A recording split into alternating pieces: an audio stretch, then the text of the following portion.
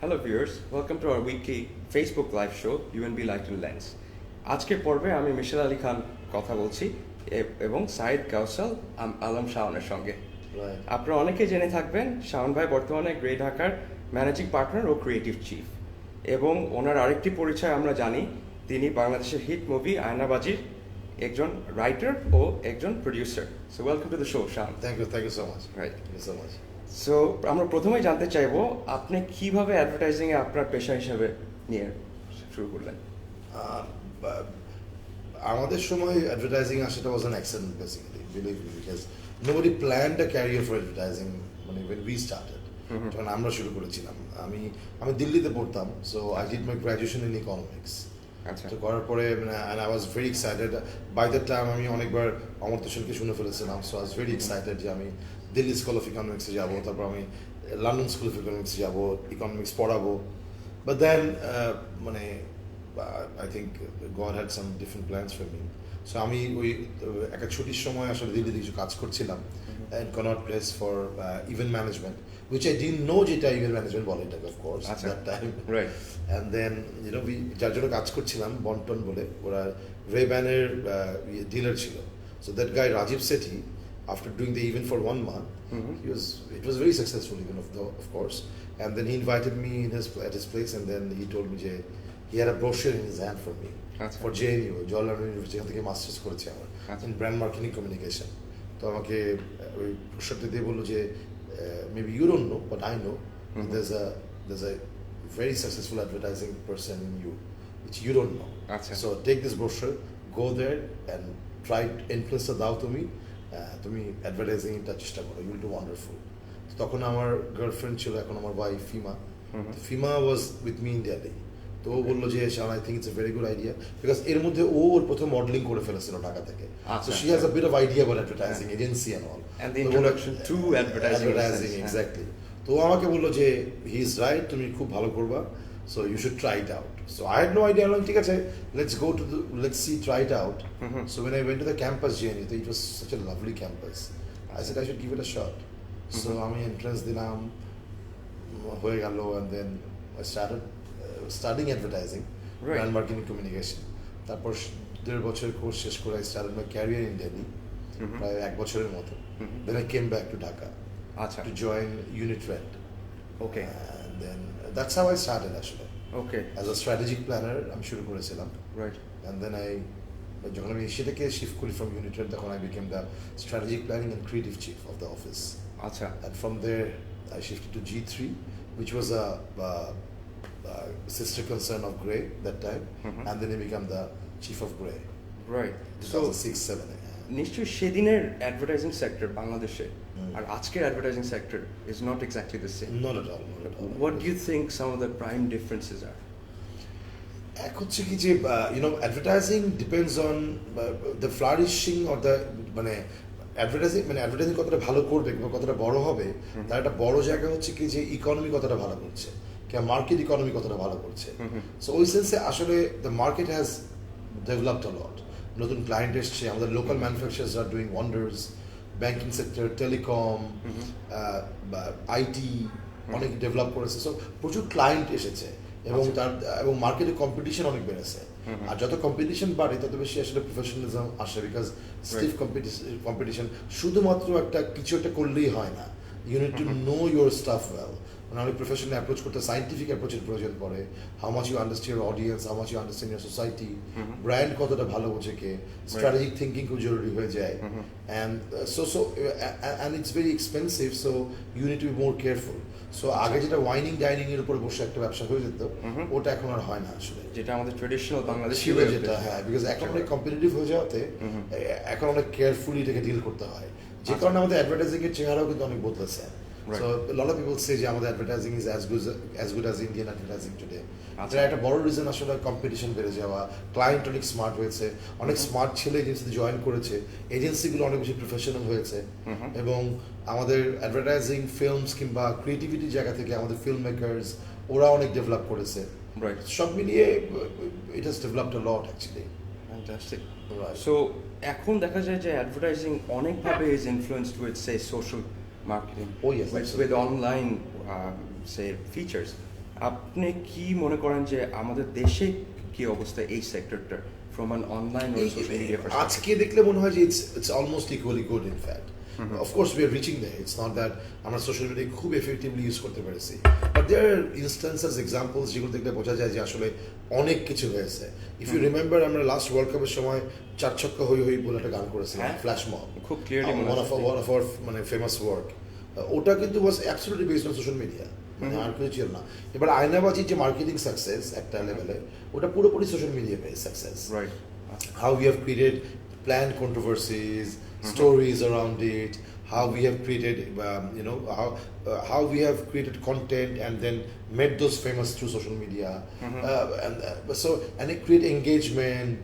ওগুলো আসলে একটা লেভেলে আস্তে আস্তে করে খুব র্যাপিডলি এগুলো গ্রো করছে বাংলাদেশে, এবং আমরা দেখতে পাচ্ছি how great this things are growing fast. And সবচেয়ে বড় কথা হচ্ছে কি যে পরিমাণ অ্যাক্টিভ অডিয়েন্স কিংবা ক্যাপটিভেটেড অডিয়েন্স পাওয়া যায়, এটা আসলে you don't get them in television anymore. Right, যে কারণে সোশ্যাল মিডিয়াতে এটার একটা অ্যাপিল অনেক বেড়ে গেছে to the client, to the advertisers as well. আচ্ছা, আর ডিরেক্টলি হয়তো ফিডব্যাকটা পাচ্ছে তারা, হ্যাঁ, এনগেজমেন্ট তৈরি হচ্ছে একটা, and then you can interact, you know it's after a point it's very, এত ভিড়ের মধ্যে কিন্তু খুব ওয়ান টু ওয়ান আবার এটা। আচ্ছা, so you can really ask questions and get answers for them.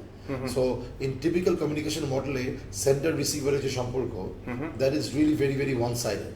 যে sender একটা mass media তে information throw করলো, and receiver will accept it or not, and you don't have any scope to know যে আসলে তো ওই সময়টা traditional সেন্সে একটা distance between marketer and consumer is far away than a consumer and a product. So consumer and প্রোডাক্টের distance অনেক কম compare to marketer and consumer, which is such a fallacy. কিন্তু সোশ্যাল মিডিয়ার সময় এসে ওই distance between marketer and consumer অনেক কমে গেছে, so which gives you so much more comfort to attain your issues and problems. Specially হয়তো একটা কর্পোরেট সাইড থেকে চিন্তা করবে, কর্পোরেট সাইড, মার্কেটিং সাইড, ব্র্যান্ডের জায়গা থেকে, সেলস পয়েন্ট অফ ভিউ থেকে অনেক এগুলো হেল্প করে আসলে। আচ্ছা, সো অ্যাডভার্টাইজিং সেক্টরে শাওন ভাই আপনার এতদিন কাজ করার পরে ফিল্ম ও টিভিতে ইন্ডাস্ট্রিতে আপনি কিভাবে শুরু করলেন? আমাদের যেটা হয়েছে কি, আমরা তো আসলে নানা রকম ভাবে ইনভলভ, আমরা কিন্তু indirectly we are part of the same fraternity, একই ইন্ডাস্ট্রি পার্ট আমরা। সো এখন টিভিতে যখন আমি বিজ্ঞাপন করি, তখন আসলে আমার টিভির বিজ্ঞাপনের উদ্দেশ্য কি থাকে, যে অডিয়েন্স যেন, দর্শক যেন দেখে, কারণ দর্শক যদি নাটকটা দেখে কিংবা একটা প্রোগ্রাম দেখে, তাহলে তার ফাঁকে ওই বিজ্ঞাপনগুলো সে দেখবে, এটা আমরা ধরে নিই।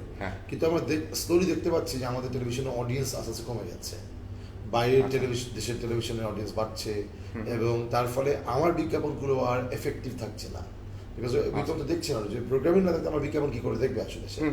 সো তখন আমাদের কাছে মনে হয়েছে যে আসলে টিভিতে আমাদেরকে মনোযোগ দিতে হবে। আর সিনেমাতে আসার একটা বড় জায়গা হচ্ছে কি, যে আমরা তো আসলে স্টোরি টেলার্স, যারা ব্র্যান্ড নিয়ে যারা কাজ করি, we are all story tailors some way or the other. So এখন স্টোরি টেলার্স যারা যখন হব আমি, তখন আসলে আমি যখন ক্লায়েন্টের জন্য স্টোরি বলছি ব্র্যান্ডের হয়ে, তখন কিন্তু একটা আস্তে আস্তে গ্রো করে যে I have my stories to tell to the world. আর তখন কিন্তু সিনেমা হচ্ছে best media to deal with it, যেখানে আমি আমার গল্পটা বলতে পারবো। আর আমাদের সুবিধা ফর সিনেমা হচ্ছে গিয়ে, ফর মিডল সিনেমার জায়গা থেকে, সেটা হচ্ছে কি যে আমরা তো আসলে অডিয়েন্সের সাইকি নিয়েই কাজ করি, মানুষের আন্ডারস্ট্যান্ডিং, মানুষের মনস্তত্ত্ব, এটাই আমাদের কাজ বিজ্ঞাপনে। সো আমরা একই ইনসাইট যখন ব্যবহার করছিলাম ফর সিনেমা, তখন আমরা জানি কি গল্প বললে কি কাজ হবে। আচ্ছা, so that's our inherent advantage. More or less আপনারা ইন্ডাস্ট্রির অডিয়েন্সটাকে বুঝেই কাজটার দিকে নামছেন, সাইকিটা খুব ভালো বোঝে আমাদের। So that's a fantastic tool to go for. If you really go for look at the demographics, it's a stunning demography বাংলাদেশে। যে বাংলাদেশের পুরো অডিয়েন্সের মানুষের সংখ্যা, যে জনসংখ্যা আছে, তার 67.5%, মানে 67.5% হচ্ছে গিয়ে বিলো 35, 35 বছরের নিচের বয়সের লোক সংখ্যা 67। We are the youngest nation in the world. So আমাদের এই যে ইয়াং অডিয়েন্সটা, এদের সাথে আমার কাছে মনে হয় কোনো সিনেমা, কোনো মিডিয়া ঠিক মতো কথা বলে না। আচ্ছা, সো তার মানে হচ্ছে আমি আসলে মাইনরিটি ইন দ্যাট রেসপেক্ট। হ্যাঁ, কিন্তু আমাদের যত ইন্ডাস্ট্রি আছে সব, মানে মিডিয়া ইন্ডাস্ট্রি, আমাদের সিনেমা, আমাদের টেলিভিশন, সবাই মাইনরিটির সাথে কথা বলে, মেজরিটির সাথে কথা বলে না। দিস ইজ সাচ আ আজব ব্যাপার এটা আর কি। So when I realized it, আমার কাছে খুব আজব লেগেছে এটা আসলে। সো আমার কাছে মনে হচ্ছে, can we slowly talk to our majority of our population, Right. which is youth of course. And how do you devise that, or how do you make ওই শিফটটা কেমনে করবেন আপনারা? এটা আসলে ইটস অ্যাবাউট আন্ডারস্ট্যান্ডিং। প্রচুর রিসার্চ লাগবে, প্রচুর understanding লাগবে, বিকজ আমাদের সাথে তো একটা ডিস্টেন্স আছে, বয়সের কারণে একদম একটা ডিস্টেন্স আছে। So it's not possible for us to for me to become 22 years old, of course. Right. আমাদের মিডিয়ান এজ হচ্ছে 23 বাংলাদেশের জনসংখ্যার। সো আমার পক্ষে তো 23 বছরের যুবক হওয়া সম্ভব না, বাট আমি আসলে কিভাবে ওদেরকে বুঝতে পারি through research, through my understanding, and how can I really make sense to them. Right. ওটা একটা তো আমাদের অ্যাজ আ কমিউনিকেশন প্রফেশনাল আমাদের কাজ। তাহলে কি বিহাইন্ড দ্য সিনস আপনাদের একটা টিম আছে যারা এই ইউথ দেখে নিয়ে কমপ্লিটলি অ্যাসেস করছে ওএমজি মানে কি সেটা হয়তো এক্স্যাক্টলি অর হ্যাঁ মানে অ্যাক্রোনিমে কি করে কথা বলতে হয় এটা তো একটা শিখতেই হবে আমাদেরকে, এবং that language, that semantics, all are very important. So আমার কাছে মনে হয় ওইটার জায়গা থেকে আমাদের সবাইকেই as not only for the marketers but also for the political parties, for the government system, for everybody, for you people, সবার জন্য ওই মেজরিটি অফ দ্য অডিয়েন্সকে বোঝাটা খুব জরুরি হয়ে গেছে। আচ্ছা। And they're so talented, they're so different. ওরা হচ্ছে কি আসলে আমি বলি হচ্ছে কি ওরা হচ্ছে কি ওরা যতক্ষণ ইন্ডিভিজুয়ালিস্টিক ততক্ষণই আবার কমিউনিটি বেসডও বটে। So how do you deal with that whole, মানে you know it's a question যে হয়তো অনেকেই চিন্তা করছে কিন্তু সবাই সলিউশনটা পাচ্ছে না এই ব্যাপারটা। না আমার কাছে মনে হয় আয়নাবাজি সাকসেসফুল হওয়ার একটা বড় রিজন আসলে ওটা। আচ্ছা। বিকজ ইউনো এটা অদ্ভুত মানে মানে আমার কাছে মনে হয় যে ওরা বসেই ছিল একটা ইন্টারেস্টিং ছবি দেখার জন্য, but somebody had to give them that, দিতে হবে তো। Right. So and they reacted, that's it. আমার কাছে ওটাই মনে হয় আসলে একটা ইন্টেলিজেন্ট মুভি যেটা ওকে সারপ্রাইজ করতে পারবে, কিন্তু ওর সয়েলের গল্প বলে, বিকজ ইউ সি যে nationalism is on the rise, big time startups, is a new found confidence যে না উই আর গুড। এটা কিন্তু ইউথরা নিয়ে এসছে অলরেডি, যে না আমরা যথেষ্ট বুঝি, আমরা ভালো আছি, ও ভালো হলে আমেরিকানরা ভালো হলে আমরাও পারি। সো এই যে new found confidence, new found যেটা ন্যাশনালিজম, সেটাকে তো কখনো ওয়েস্টার্ন গল্প দিয়ে কভার করা যাবে না, কিংবা হাফ কুকড হিন্দি মুভির কপি দিয়ে কভার করা যাবে না। You have to tell your own story which makes them pride and which makes them happy and entertained. Right. So ওইখানে দাঁড়ায় ওই অরিজিনাল স্টোরি বলা খুব ইম্পর্টেন্ট ছিল। কিন্তু শাওন ভাই, আমার দেখা যাচ্ছে যে দিস ফিল্ম ইট ট্রান্সেন্ডেড, বা এটা কিন্তু সবগুলো অডিয়েন্সের কাছেই অ্যাপিলিং হয়েছে, না কিন্তু শুধু ইউথদের জন্য না। না একদমই রাইট। আপনি কিভাবে এই জিনিসটাকে সবার জন্য অ্যাপিলিং করলেন? বা হয়তো দেখা যাচ্ছে বয়স্ক একটা লোক খুব মজা পেয়েছে, অনেক, আমার প্রচুর এক্সপেরিয়েন্স। সো এটা কিভাবে করা হলো? আমি জানি, আমার মনে আছে আমি যখন ব্লকবাস্টার, এই যমুনা ব্লকবাস্টার ছবি দেখতে গেলাম, মানে আমি রোজ যেতাম, আমি আর অমিতা আচ্ছা ডিফারেন্ট হলে যেতাম, যে মানুষ কিভাবে রিঅ্যাক্ট করছে, লোকে আমাদের দেখে, আমরা হল সিনেমা শেষ হওয়ার পরে ওদের সাথে হ্যান্ডশেক করতে করেছি, we did it for 1 month টানা, একসাথে 1 মাস করেছি। সো আমার একটা মনে যমুনা ব্লকবাস্টারে গিয়েছি আমি, সো 4 জন মানুষকে পেলাম, এভরিবডি ইজ অ্যাবাভ 75, আমাদের 2 জন যারা ওয়াকার নিয়ে হাঁটতে পারে না। তো ওরা বললো যে উনি একজন বললেন আমাকে, একজন ভদ্রমহিলা বললেন যে আমি 35 বছর পরে সিনেমা হলে এসেছি just to watch your film. So I was really overwhelmed, I was really emotional. তো আমার কাছে মনে হয়েছিল তখন যেটা আসলে যে হোয়াট ইউ এক্স্যাক্টলি আস, যে ট্রান্সেন্ড করা ওয়াইডার অডিয়েন্সের কাছে, আমার কাছে মনে হয় আসলে যে আমরা আসলে আমাদের যে কালেকটিভ আনকনসিয়াসের যে গল্পটা, আমাদের মাটির যে গল্পটা, আমাদের যে ইনসাইডের আমাদের গল্প, আমি জার্মানিতে এবার বলেছি, আমি আর অমিতাভ গিয়েছিলাম হাইডেলবার্গ ফেস্টিভ্যালে, মেনহাম হাইডেলবার্গ, ইটস ইউরোপের সেকেন্ড ওল্ডেস্ট ফেস্টিভ্যাল। আমরা অফিসিয়ালি সিলেক্টেড ছিলাম ছবি, ফিল্ম ফেস্টিভ্যালে আমাদের ছবিতে আমরা অফিসিয়ালি সিলেক্টেড ছিলাম। 4টা শো হলো, ইউরোপিয়ান প্রত্যেকে আমাকে প্রশ্ন জিজ্ঞেস করেছে, আচ্ছা যে ইউনো মানে এটা কেন। আমি বলছি দেখো, আমাদের দেশে অনেক গল্প আছে যে গল্পগুলো পৃথিবী এখনো শোনেনি। So it's our time to tell story to the world.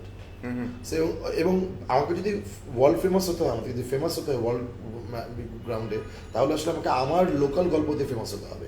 আমি ওয়েস্টার্নার যে গল্প দিয়ে আমি ফেমাস হতে পারবো না। সো আমার কাছে মনে হয় গল্পটার যে অরিজিনালিটি, যে কালচারাল ফ্যাব্রিক, ঢাকার যে বিউটি, আমার বিকজ আমি আর Amitabh we promise to ourselves যে আমাদের প্রথম ছবি হবে ঢাকাকে নিয়ে। আচ্ছা, বিকজ উই লাভ ঢাকা। আমি হিউজ ফ্যান অফ ঢাকা। আমার 7 দিন পরে ঢাকার বাইরে থাকলে ভালো লাগে না। I come back to my country. I love Dhaka. I love that chaos. I love that whole speed of Dhaka. সবাই, everybody wants a life extraordinary. কেউ অর্ডিনারি লাইফে হ্যাপি না। এই যে ঢাকা একটা যুদ্ধ করে আগাচ্ছে এবং সাকসেসফুল, কেউ বসে নাই। এই যে ঢাকার যে স্পিরিট, না হেরে যাওয়ার গল্প, প্রত্যেকের একটা নিজস্ব একটা স্পিড আছে, এবং সবাই জানে যে he has to reach to a destination.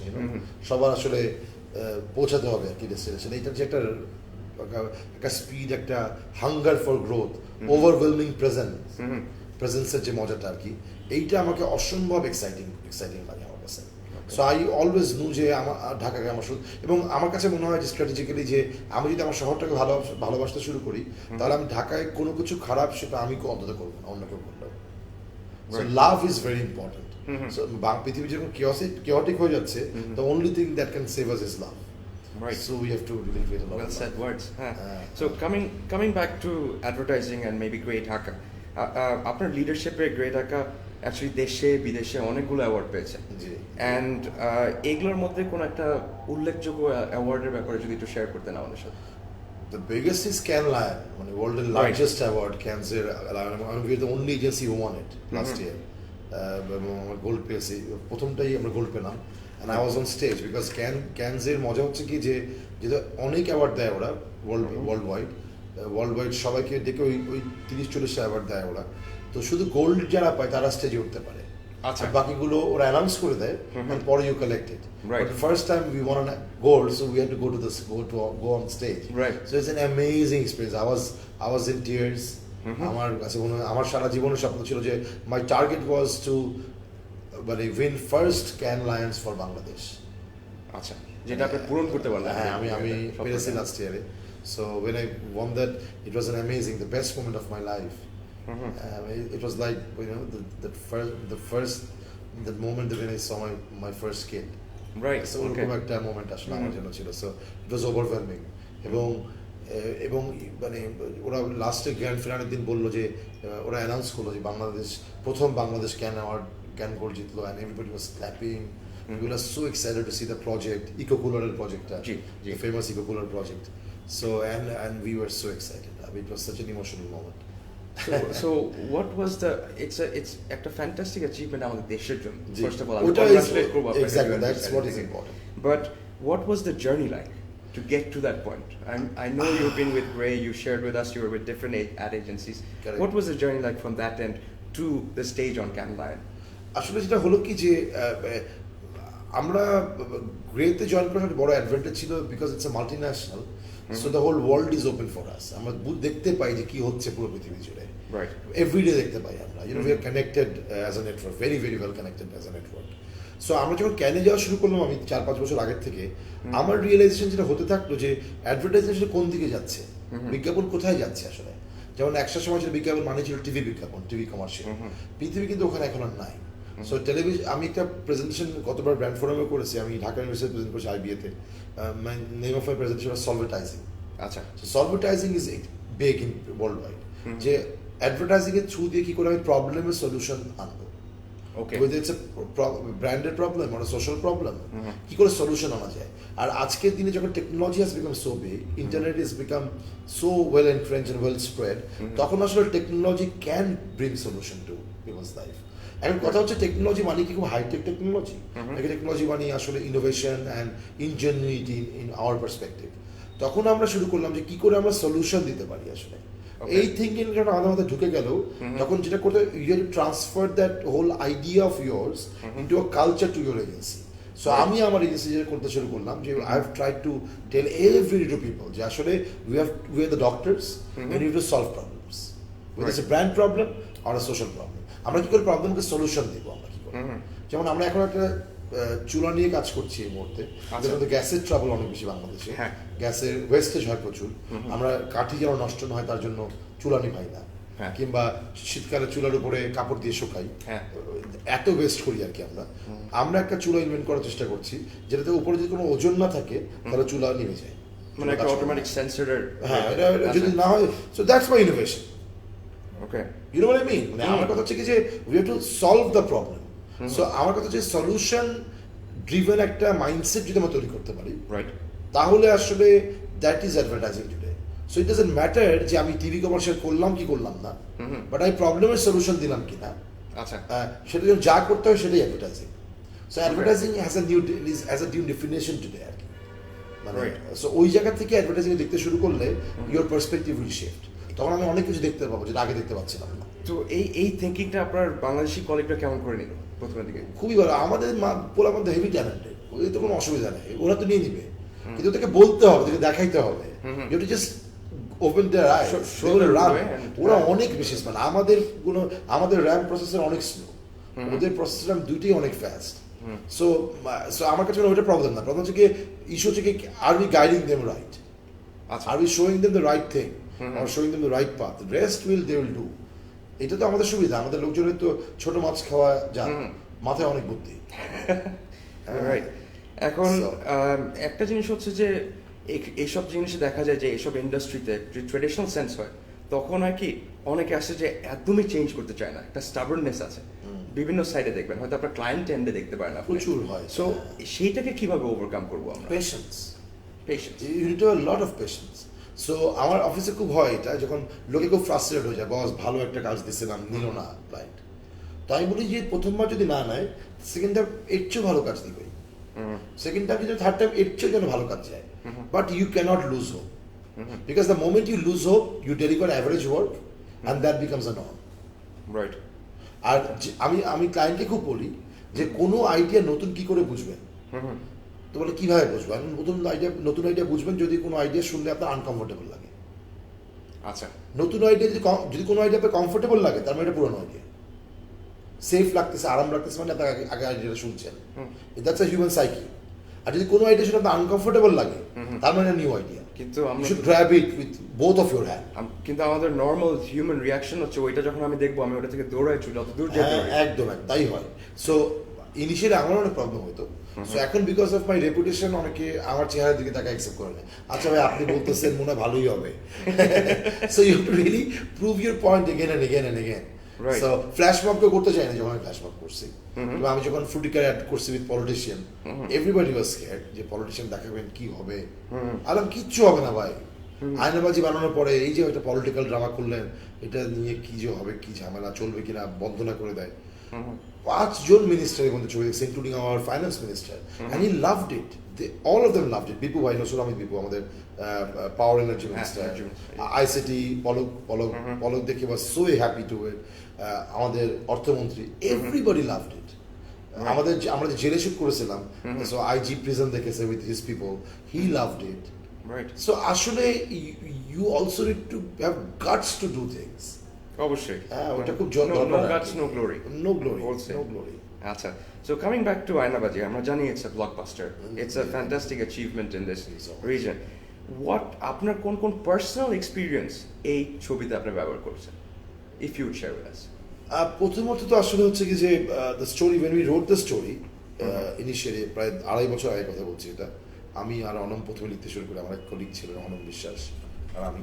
তখন আসলে in our mind it was a for me it was begin as a personal journey, because একদিন একটা দেখছিলাম পেপারে যে একটা একজন আরেকজনের মতো সে পার্সোনালি মিথ্যে সাক্ষী দিয়ে চলে গেছে, and that really triggered the whole story for me to tell a story of a, and then I took the turn and said, can we tell a story of an actor, okay, যে আসলে failed actor, wanted to be an actor, couldn't become an actor, and এখনো যাই করে professionally, he wants to apply that acting ability of his passion. And then now, of course, his story, and then how he really, takes different chehra. So it's a very personal journey of a person. But আমার কাছে মনে হচ্ছে ওটা থ্রুতে আমরা আমাদের সোসাইটির একটা ইন্টারেস্টিং একটা ডার্ক সাইড অফ দ্য স্টোরিকে can we bring it up and create a very interesting fun story around it, and tell world a very new fresh story যেটা আসলে কেউ শোনেনি। Right. And that's how it all began. And যেটা একটু আগে বলেছি যে আমার কাছে মনে হচ্ছিল ঢাকাকে নিয়ে আমি কাজ করতে চাই। So Dhaka was very prevalent. If you have watched the film, you know যে খুবই ঢাকার ছবি এটা, ঢাকাকে দেখা যায়, ঢাকাকে almost romanticized করে ক্যাটালগ করা হয়েছে, more or less. That's what we did. Old ঢাকার প্রতি আমাদের একটা অদ্ভুত একটা মমত্ববোধ আছে আমার আর অমিতাভের। We try to show river, Buriganga, Sadarghat, পুরনো Dhaka, and how that's so beautiful. Right. So আমরা একটু চেষ্টা করেছি করার আর কি। এবং এর বাইরে আমরা যারা অভিনয় করেছি, আমি নিজেকে ছোট্ট অভিনয় করেছি। পার্থদার ক্যারেক্টার যখন নিচ্ছিলাম, দ্য জার্নালিস্টের ক্যারেক্টারটা, তখন আমি অমিতাভকে যখন লিখছিলাম, তখন আই নো ইটস পার্থদা। আচ্ছা, বিকজ পার্থদা exactly that character. Of course, he's not a journalist, but as a person, he's exactly this. Very emotional, অদ্ভুত একটা whimsical, খুবই hot-headed. So আমি জানতাম এটা পার্থদা can play that bohemian role. He can carry very well. আর চঞ্চলের ক্যারেক্টারে আসলে চঞ্চল ছেলেটাকে পারতো না, because you needed somebody a method actor who also is very very committed, যে 2 মাস ধরে ভাত খাবে না, টু লুজ ওয়েট, অ্যান্ড যে আসলে মানে থিয়েট্রিক্যাল ট্রেনিংটা আছে, টু বডি ল্যাঙ্গুয়েজ চেঞ্জ করার জন্য রেডি, গেট আপে ইন্টারেস্টিং রোল প্লে করতে পারবে, so all over there. And Amitabh একটা ছোট্ট রোল করেছে, like Hitchcock. Hitchcock used to be there in all his films. So Amitav was a director. He played a small role there. Right. আমরা সবাই কাজ করেছি। George ভাই as Kuddus Siddique, he was amazing. He looked so lecherous and dirty আর কি. Right. So he was so সবাই আসলে এত effort দিয়েছে। আমার কাছে মনে হয় আয়নাবাজি ইজ আ এক্সাম্পল যে কি করে আসলে সবাই মিলে রাইট এফর্ট দিলে, এবং ইটস এন এক্সেপশন যে সবাই একদম রাইট এফর্টই দিবে, কিন্তু আয়নাবাজি সেটাই হয়েছিল আসলে, and it did wonder. But এই প্লটে কি আপনার কোনো পার্সোনাল এক্সপিরিয়েন্স আছে? আমাদের অডিয়েন্সরা would really want to know যে এনি পয়েন্ট যেখানে আপনার লাইফ থেকে পিক করে এখানে হয়তো দেওয়া হয়েছে। ডায়ালগসে প্রচুর এক্সাম্পল আছে এরকম, ডায়ালগসে প্রচুর, বিকজ আমাকে যারা পার্সোনালি চিনে তারা জানে যে মানে আমি প্রচুর হাসি, প্রচুর জোক বলি, এবং I'm like that, you know, I'm very informal. So ওখান থেকে প্রচুর এরকম ডায়লগ আছে, যেটা আসলে যেমন একটা ডায়লগ আছে, আমার মুখে একটা ডায়লগ থাকে, যেটা শোনার ছেলে, আমি আসলে এটা খুবই ফেমাস ডায়লগ আমার, আমাকে যারা চিনে সবাই জানে যে আমি আমার অনেককে আমি শোনার ছেলে বলে ডাকি। So that dialogue was for my life, শোনার ছেলে, আমি অনেককে এরকম বলি। সো আমার নাম ওই ছবিতেও গাউসুল, সো আমার নামও Syed Gausul Alam, so they kept it like that. And Amitabh বলে যে আমি নাকি আসলেই এর চেয়ে অনেক খারাপ মানুষ, I did play that role so well. Fantastic. So Aynabaji বিভিন্ন দেশে স্ক্রিন করেছে এবং বিভিন্ন চলছে, অ্যাওয়ার্ডও পেয়েছে ইন দ্যাট ওয়ে। এখন বিদেশে ক্রিটিক এবং অডিয়েন্সরা কি ধরনের রিয়াকশন ছিল তাদের মধ্যে এই ছবিটা দেখা? আমার পার্সোনাল এক্সপিরিয়েন্স এই মুহূর্তে জার্মানের প্যারিসের হাইডেলবার্গ ফেস্টিভ্যালে, ইট ওয়াজ আনবিলিভেবল, মানে রিয়াকশন। আমি আসলে I never expected this, honestly speaking. আমাদের কিউএনএ থাকতো আফটার এভরি শো, সো আমি 2-3টা কিউএনএ অ্যাটেন্ড করতে গিয়ে দেখেছি আর কি, যে people are like unbelievable reaction, মানে কোথা থেকে পাইছো স্টোরিটা, ঢাকা ইজ সো বিউটিফুল। তারপর ইউনো আমাকে আমেরিকান একটা কাপল জিজ্ঞেস করল, are you interested in selling the script in Hollywood for adaptation, who can play that role in Hollywood, what do you think? আমি বলে দিলাম জনি ডেপ হতে পারে, মানে যা খুশি তাই বলে দিলাম আর কি আমি একটা। So it was really a lot of fun. জার্মানিতে অনেক ফান হয়েছে। প্যারিসে ইট ওয়াজ ডিফারেন্ট। প্যারিসে প্রচুর বাঙালি দেখছিল ছবিটা, এখনো দেখছে ইনফ্যাক্ট, আর পাশাপাশি ফ্রেঞ্চরা দেখছে। আচ্ছা, অ্যান্ড ফ্রেঞ্চ অডিয়েন্স, আমাকে ফ্রেঞ্চ এক বয়স্ক মহিলা, বুড়ি মহিলা, শি ওয়াজ সো এক্সাইটেড। ও ইংরেজি বলতে পারে না, so there is a Bengali guy who speaks very good French.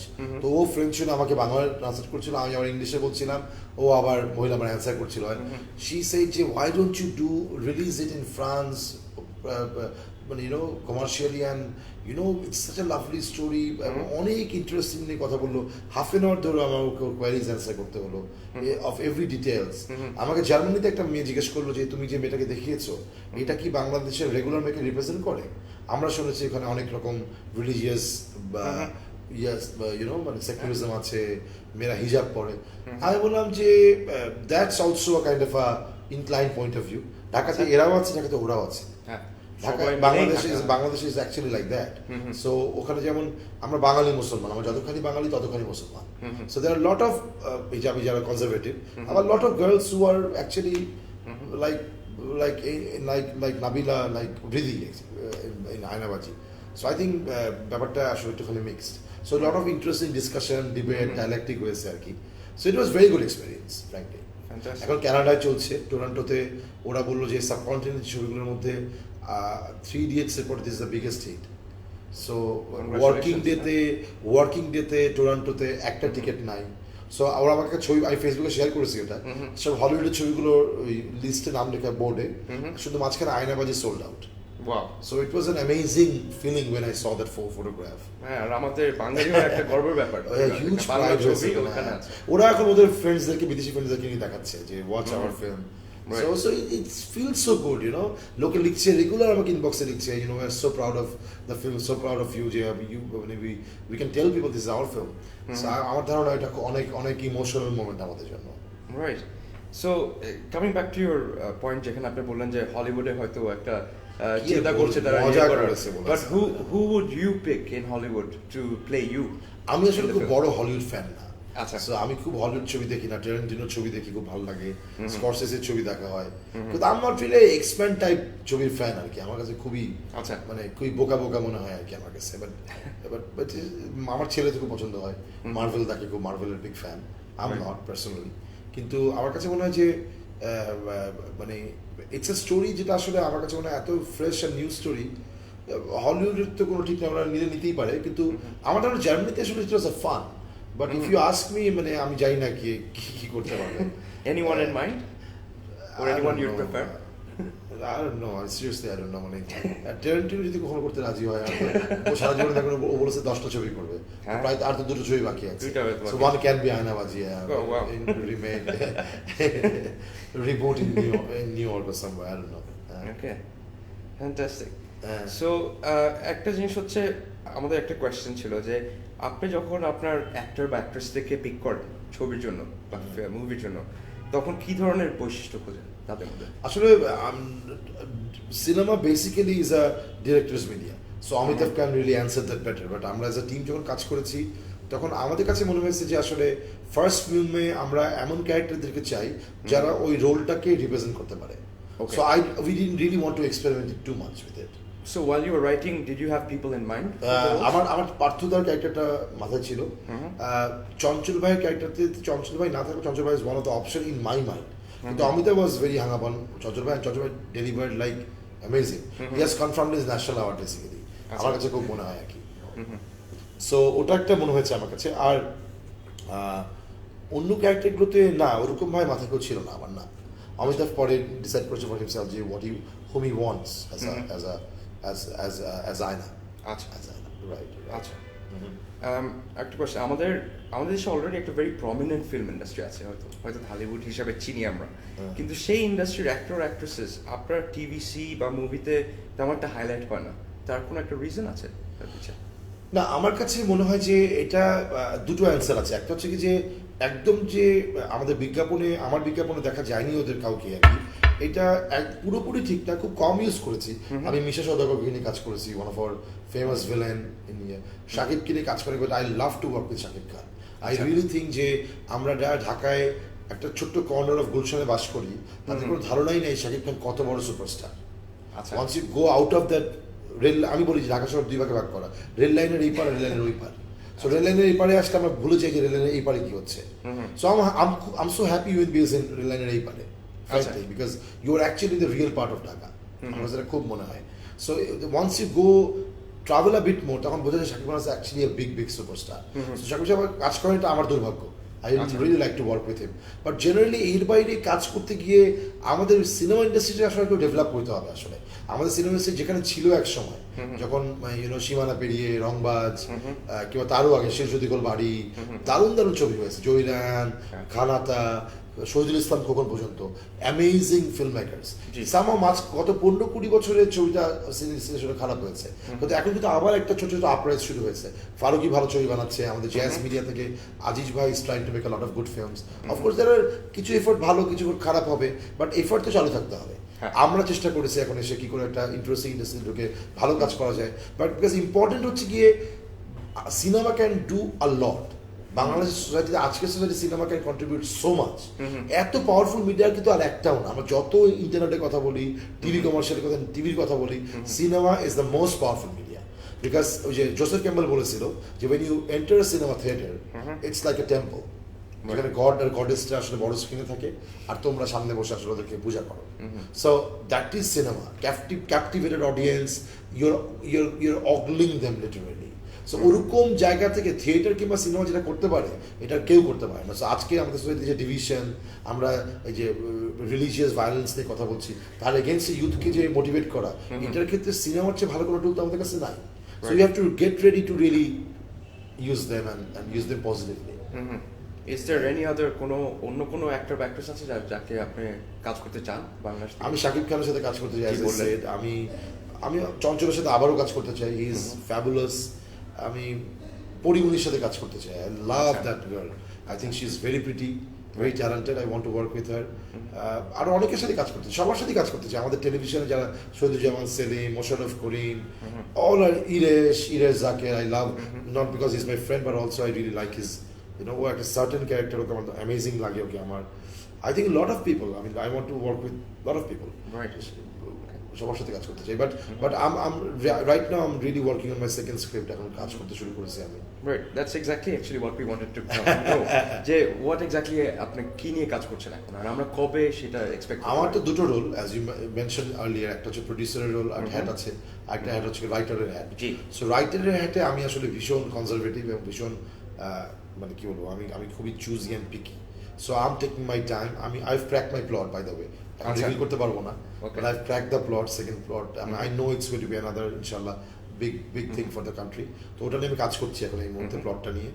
R as a producer I'm producing around 3-4 films এই মুহূর্তে। আমি এই 2017 আমার অনেকগুলো ছবি দেখা যাবে। তার মধ্যে আরেকটা ছবি কাজ হচ্ছে এই মুহূর্তে আমাদের as a producer and co-writer as well with an American production house, যেটাতে in fact Inayat Bhai is involved, Inayatullah Khan of UNB. So Inayat Bhai is another bomb. He's a Nepal. So he actually is so exciting, so infectious. Owner enthusiasm. So ওনার সাথে একটা কথাবার্তা হচ্ছে, অমিতাভ ওটাতে involved, ওটাতে কথাবার্তা হচ্ছে। ঢাকায় শিহাব শাহীনের নেক্সট ছবি নিয়ে কথাবার্তা হচ্ছে, যে ছুঁয়ে দিলে মন করেছিল, ওর সাথে কথা হচ্ছে। দুটো ছবি অলরেডি শুট হয়ে গেছে, ওগুলো ইনশাআল্লাহ নেক্সট 3-4 months will come. সবগুলো আয়নাবাজি হবে না, কিন্তু আমি অনেক ভ্যারাইটি অফ ফিল্মসকে প্রমোট করতে চাই, কাজ করতে চাই, সেগুলো নিয়ে কাজ করছি এখন। আচ্ছা, সো তাহলে it can be safe to say যে আপনি এই ইন্ডাস্ট্রিকে একটা হয়তো ফেসলিফটের পিছে দৌড়াচ্ছেন। হ্যাঁ, আমি মনে করি সিনেমাতে আমি তাই করতে চাই। That's what I want to do. Right. একটা কোয়েশ্চেন, আমাদের অনেক, আপনি যখন বললেন, একটা বিউটিফুল ইউথফুল একটা ভাইব আছে আমাদের দেশে, বহুত ছেলে মেয়ে আছে যারা ফাইট করছে ওই টপ অফ দ্য পিরামিডে যাওয়ার জন্য। এখন এইসব young professionals, both advertising and maybe film makers, তাদের জন্য আপনার কি অ্যাডভাইস আছে? ওদেরকে অ্যাডভাইস দেওয়ার কিছু নয়, they are so good, because আমার কাছে মনে হয় advice actually stops you, because experience tells you যে don't do anything new. So এটা আমার জন্য, এক্সপিরিয়েন্স আমার জন্য খুব একটা পচা word. I think it's a negative word, experience. So আমি আমার এক্সপিরিয়েন্স থেকে কথা বলি, ভুলভাল কথা বলবো। So I don't want to do that, I don't want to spoil them. But আমার কাছে শুধু একটা জিনিস মনে হয়, এর পরেও মনে হয় যে আরেকটু পেশেন্স থাকলে ভালো হতো। আচ্ছা, কারোর হাতে সময় নেই, এটা খুব মুশকিল হয়ে গেছে, বিকজ ক্রিয়েটিভ ওয়ার্কে একটু সময় লাগে। ওই সময়টা যদি একটু বাড়িয়ে দিতে পারে ওরা, রেস্টার দে আর অল ফ্যান্টাস্টিক, দে আর অল ফ্যান্টাস্টিক। আচ্ছা, এখন দর্শক, viewers will go to some live questions actually, which will be coming up from our Facebook audience. Easy questions. Absolutely, I will try to do that. But let me just quickly check. Sure.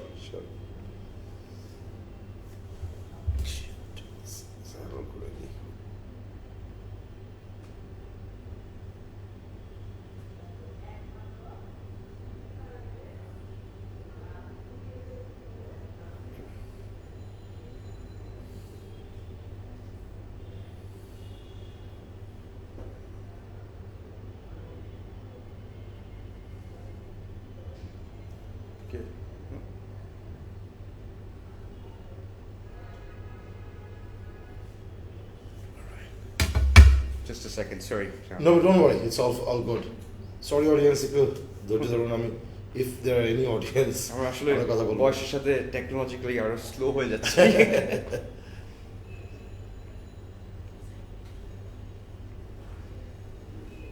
Okay, so আমাদের first question আছে আমাদের audience থেকে, যে as a creative director, what sort of advice do you have for budding individuals যারা এই industry ঢুকতে যাচ্ছে? আমি জানি আপনি সেরকম অ্যাডভাইস বলতে চাচ্ছেন না, কিন্তু কি ধরনের characteristics what I do I can tell you, যে আমি কি করি, আমি এখন যেটা করি আর কি, আমি এখন যেটা করি রিলিজিয়াসলি করি, এবং টু মেক দিস পয়েন্ট মানে ভ্যালিড, আমি আমার বিয়ের রাতেও এটা করেছিলাম। সোজা আমি প্রতিদিন পড়ি, আই রিড এভরিডে। রাইট, আমাকে রোজ পড়তে হয়, আদারওয়াইজ আমার টেনশন হয়ে যায় যে আমি পিছিয়ে পড়লাম কিনা। সো আমার পড়াশোনাটা আমার কাছে মনে হয় খুব ইম্পর্টেন্ট। আর ওয়েন আই সে পড়াশোনা, দ্যাট ডাজন্ট মিন যে ব্র্যান্ডের কিংবা অ্যাডভার্টাইজিং বই পড়তে হবে। I think you should read about life. আমি এখন পড়ছি স্যাপিয়েন্স বলে একটা বই। আচ্ছা, ইটস অ্যামেজিং বুক। মানে আমার কাছে পড়ে মনে হচ্ছিল আমি তো কিছুই জানি না, মানে এবং আমার কাছে অ্যাজ অ্যান অ্যাডভার্টাইজার মনে হচ্ছিল যে Sapiens will take me to a new level. আমি যখন পড়ছি, সো আমি বলবো যে পড়াশোনাটা করা খুব important, observation is very important. আর বাংলাদেশ জানা খুব important. If you don't know your people, if you don't know your culture, if you don't know your history, you cannot do campaign for that country. So ইতিহাস জানতে হবে, আমাদের culture জানতে হবে, মানুষকে জানতে হবে, অবজারভেশন ক্ষমতা খুব important. That's where you get your ideas. Okay. রাস্তায় ঘোরাঘুরি করলে 10টা আইডিয়া পাওয়া যায়। So are you doing that right? So এটা খুব জরুরি। নিজের বাবল থেকে বের হয়ে, মেশিন থেকে বের হয়ে, can we go in real life, can meet people, can talk to them, and you'll find ideas there. Right. So আমাদের আরেকজন ভিউয়ার সালাউদ্দিন আহমেদ পলাশ বলছেন, what is a director's cut and how do you as a producer compare our local audience with international audience? আমার কাছে মনে হয় না যে এটা আসলে খুব ডিফারেন্ট কিছু হয় আসলে এটা, কিন্তু আমার কাছে এটা খুব মনে হয় যে ইন্টারন্যাশনাল এরিনাতে ইন এনি কেস এক ধরনের একটা কিছু রুলস রেগুলেশনস আছে, মানে আনরিটেন রুলস রেগুলেশনস আছে ফর ফেস্টিভ্যালস। তখন এক ধরনের ইন্টারন্যাশনাল কার্ড কিংবা ডিরেক্টরস কার্ড লাগে, যেটা to comply with that audience, যেটা আবার আমাদের দেশে একরকম না। আমাদের দেশে কোনো ছবি 2 ঘন্টা কিংবা 2 ঘন্টা 20 মিনিটের নিচে হলে সিনেমা থিয়েটার নেমেই না। এবং আমাকে বলেছিল এক ডিস্ট্রিবিউটর আমাকে কাকরাইল পাড়াতে, when they are not taking our film, কেউ নাই, ডিরেক্টর কে, কোন প্রডিউসার, কি ছবি নিয়ে আসছেন, that was my scene when I went for the distribution. সেটা হচ্ছে কি যে যদি 1.5 ঘন্টার নিচে কোনো ছবি হয়, তো যেটা হয় যে এর পরের শোট যারা একটু আর্লি চলে আসে, তারা যদি সেটাকে ছবি হলে কেউ নাই, তারা ভাবে ছবি হিটই করে নাই। আচ্ছা, so they want to see lot of people are coming out of the cinema theater, so okay, it's a hit film, আচ্ছা আমি তার দেখতে যাচ্ছি। so when you make a 90 minutes film, এটা কোনো স্কোপই নাই। আচ্ছা, তখন লোকের কাছে মনে হয় যে বলছে ভাই 2 ঘন্টার নিচে ছবি বানান না, ভাই বিদেশি ছবি বানাতে চান না, আমাদের 2 ঘন্টার উপর ছবি দেবেন আমাদেরকে। আচ্ছা, that's how our people are, you know. Right. সো ওখানে এসে বাট আমার কাছে মনে হয় যে এই নর্মটাও আসলে খুবই এক ধরনের একটা ডিস্ট্রিবিউটার্স পয়েন্ট অফ ভিউ, কিন্তু আমাদের যারা ইয়াং অডিয়েন্স, নতুন অডিয়েন্স আছে, তাদের কাছে মনে হয় এটা ম্যাটার করে, but it will change slowly, এটা একদিনে চেঞ্জ হবে না, ইউ নো, বিকজ সো ওখান থেকে মনে হয় যে একটা ইন্টারন্যাশনাল লেংথে ছোট হয়, বিকজ ফেস্টিভ্যালসগুলো 90 মিনিটের উপর ছবি নিতে চায় না, আমাদের আবার লোকাল ভার্সনে 2 ঘন্টার উপর ছবি বানাতে হয়, সেখানে একটা ডিফারেন্স আছে in length because of that system and policies, but from audience point of view I don't think. So এখানে কি আপনি 2টা কাট তাহলে বানাচ্ছেন? বানাতে হবে, because if you want to enter festivals, but আমরা তো আসলে ছবিটা বানিয়েছিলাম বাংলাদেশের জন্য, আমাদের দেশের মানুষের জন্য। সো যখন ফেস্টিভ্যাল চেয়েছে ছবি আমাদের কাছে, তখন আমরা একটা কার্ড আমরা দিয়েছি। হ্যাঁ, আচ্ছা। সো এটার মধ্যে মেজর ডিফারেন্সটা কি তাহলে? আমি যদি অনেক সংস নেই, ফর এক্সাম্পল, বিকজ ফেস্টিভ্যালসে song without source doesn't work. যদিও আমাদের ছবিতে কোনো লিপসিং সং নেই, other than the jail song, জেলে যে গানটা আছে, এছাড়া ওটুকু ডিফারেন্স আছে।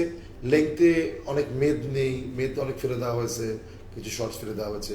এন্ডিংটা একটু different for international cut, more open ended ending rather than any conclusive ending, ওরকম আর কি। Okay.